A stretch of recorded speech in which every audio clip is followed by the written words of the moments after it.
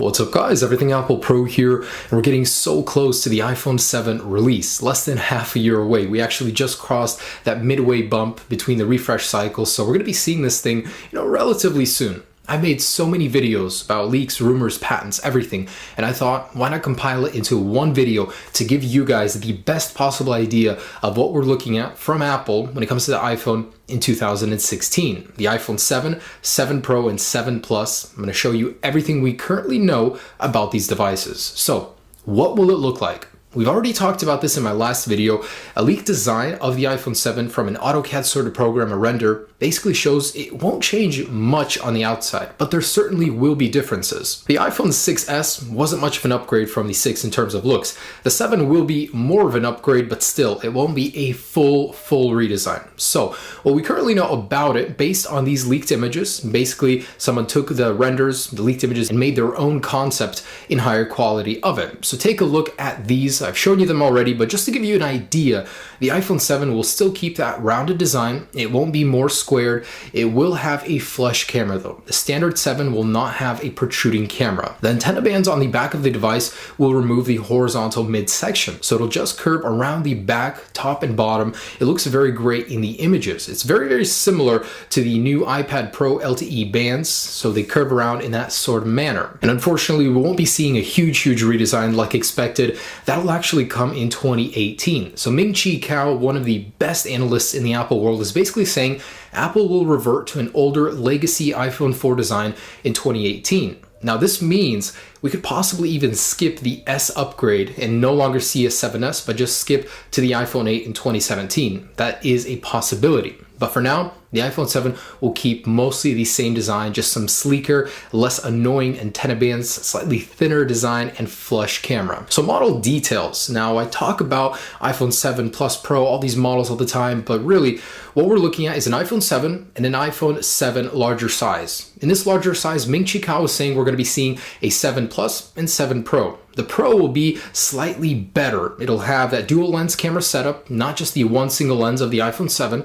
It'll have an exclusive 3 GB of RAM and possibly an exclusive 256 GB storage option. So look-wise, it won't change much, but about the enclosure itself, it will be at least a millimeter thinner. So Ming-Chi Kao is saying it'll be between 6.0 to 6.5 millimeters. That makes it almost as thin as the iPod Touch 6th generation, which is at 6.1 millimeters. Now, in order to get this thinner size, Apple did have to change around some things on the inside. So first off, we do have a thinner lightning port enclosure. Some new EMI shielding inside on the logic board allows for more dense, compact logic board design, and that'll actually help you get more battery life and a slightly thinner design in general, and no headphone jack. So the thing everybody's been talking about is actually happening. Apple will not be including a headphone jack in the iPhone 7. This will actually help make the device thinner, but it's not really why Apple's removing it. Why is Apple removing the headphone jack? Just like the floppy drive, the CD drive, USB-A ports, like they're all disappearing, and it's all for a reason, because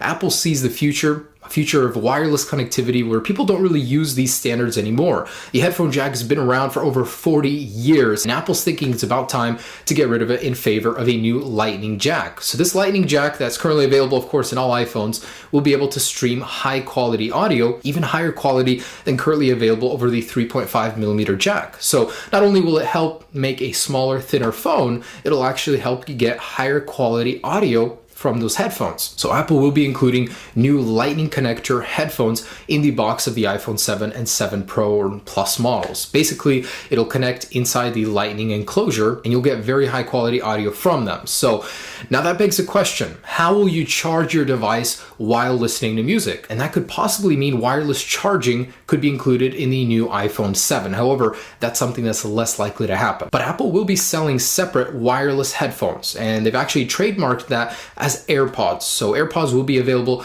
as an optional accessory to purchase, but the headphones will be lightning connector included in the box. And in the actual patent notes, Apple details a hybrid wireless wired option for these headphones. Basically, they'd be wireless on their own, but when the battery dies, you can plug them into the wire and actually have a wired connection. And also, as a result of no headphone jack, there will be stereo speakers, making this the very first iPhone to have stereo speakers. All of them just had mono, just one speaker on the bottom, and I'm actually looking forward to that. I use my phone as a speaker often. I'd love to have better audio with that. And this is supported by the fact that the case leaks show a very even design on both sides of the speaker ports. So no longer do you have a headphone jack, just two speakers making a stereo speaker setup. The iPhone 7 may have an iPad Pro-like smart connector. So in those leaked images, if we zoom in real close on the bottom of the phone, you can see 3 pins. Now those 3 pins are just like the ones on the iPad Pro. Now it's unknown what this could mean for the iPhone, but we can guess that this would open up a world to third-party, cases, different things, maybe even wireless options for this iPhone. Basically, higher transfer speeds, faster charging through these ports. And it's unknown if this is legit, if this is just a testing model. We know Apple's testing many variations of the iPhone 7, but a smart connector may be included on the back of the iPhone 7. Storage. Apple will be upping the base storage to 32 gigabytes. Of course, media sizes are on the rise, and Apple's latest Pro iPads all have a base model storage of 32 gigabytes. Now for the lineup, we might be seeing 32, 128, and 256 on the iPhone 7 Pro model. On the iPhone 7 and 7 Plus models, 32, 64, and 128 seem reasonable. Now getting to displays, it's unlikely we'll see a huge change here. Apple will be updating the resolution, but the technology will remain LCD IPS panel. We do need OLED, that is coming, it has been confirmed in the future, likely 2017 or 2018, but for now, LCD technology with a resolution bump on the standard iPhone 7 from a 750 by 1334 resolution to a 1920 by 1080p resolution, making it full HD. So that means you're going from 326 pixels per inch to 469. That's quite an increase. The larger iPhone 7 Plus is unlikely to get a resolution bump, as it will remain at 1920 by 1080p resolution. If it were to get one, it would go up, of course, to QHD display, 2560 by 1440 resolution. It's a shame, really. Every Android smartphone nowadays comes with a QHD display. Apple should really catch up, but it's unlikely to happen with the iPhone 7 Plus or Pro. They'll remain at 1080p. So what's powering these monsters? The Apple A10 chip. So Apple's rapidly approaching Intel with their chip technology. Intel should be scared. Apple's actually able to stack so many 3D transistors in the space of the A9 chip. You get a ton of power for such a small chip. And 16 nanometers is the confirmed configuration of the Apple A10 chip. TSMC actually just signed a contract. They'll be producing 100% of the chips for Apple for the iPhone 7, of course, in 16 nanometer size. When it comes to RAM, Apple's going to be sticking 2 gigabytes LPDDR4 in the iPhone 7, so no change there. But the iPhone 7 Pro will receive an exclusive 3 gigabytes of DDR4 RAM. So battery. The iPhone 7 will receive a larger battery. So Apple is actually using several new technologies that would allow them to free up the space inside of the shell of the iPhone 7, making way for a larger battery. Of course, I talked about EMI shielding. It'll reduce electromagnetic interference on the board itself. That technology is currently being used in the Apple Watch, but what this technology also allows for is more compact internals, meaning a larger battery. So a leaked battery image actually shows that it has a higher watt per hour rating than the iPhone 6s current battery, making it about 1810 to 1820 mAh. So it will be larger than the 6s, about the size of the old iPhone 6 battery, but with more efficient internals, it'll equal out to better battery life. And there is no word on the iPhone 7 Plus or 7 Pro battery just yet, but I'm sure that one will leak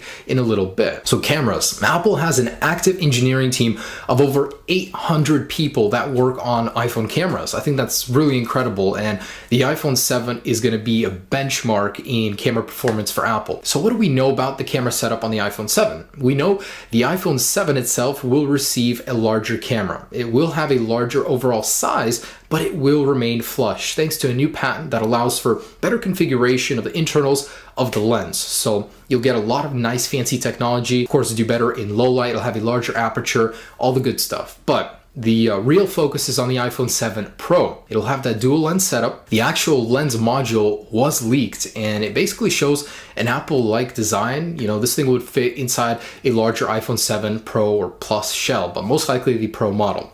So it will protrude. This will not be flat on the Pro model because, this thing is huge. This thing is going to allow for so much awesome new technology. As a result, it will protrude. Now, what can you do with a dual lens setup? Selective focus. You take a picture, you can focus on different areas of the picture after taking it. You can record multiple streams of video at the same time. So you record, you have slow motion available later for edit, 4K, 1080p, whatever you want. I think that's really incredible. It'll take up a ton of storage, but that of course can probably be disabled by a software feature. And we do know that Apple owns Lynx Imaging, a company they purchased a little bit earlier that specializes in multi-lens setups. So that's something very, very likely, 100% that's coming to the larger iPhone 7 Pro. And with that leaked image, basically confirms it. And real quick before I forget, optical zoom is possible. So because you have one standard lens and a telephoto lens, you basically have a wide range of field available right away. So you can actually zoom using optical zoom instead of it being digitally cropped zoom. I think that's really, really cool. Because of that dual lens setup, that's just one of the benefits of many that you get. So talking about wireless, Intel has been confirmed to ship the actual modem chip on the iPhone 7, raising the download speed to 450 megabits versus 300 currently on the iPhone 6s. It's still not up to par with the S7, but it's getting there. All right, so that's it for the specs. Basically, in a nutshell, when can we expect it? September 2016. It's no surprise Apple releases their iPhones every single year. The iPhone SE didn't count. That was a smaller upgrade, but the actual new refresh will be in September. The actual details of daytimes, it will be known closer to the event, but right now we just know September. And it'll be the very first iPhone to ship with iOS 10 as standard. We don't know much about that, but we know it'll have a lot of improvements to Siri, possibly a graphical redesign, as it is that time in the TikTok schedule of iOS. Every 3 iOS versions, there is a major revision. So what are some of the things that are less likely to happen that have been talked about as well? Waterproofing. Waterproofing may happen eventually, but not in the iPhone 7. So Mac Atakara basically confirmed that the 6S and iPhone 7 share the exact same water resistance, which is basically none. So basically, any further iPhones in the future, thanks to all those new patents, may receive this technology, unlikely in the iPhone 7.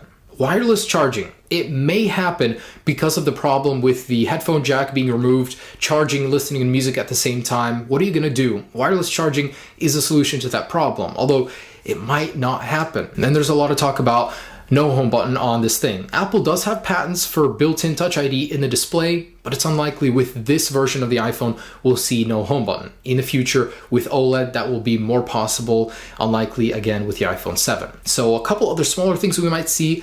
USB 3.0 will be standard. That'll allow for fast charging, just like that new charger we've seen with the new iPad Pro 12.9 edition.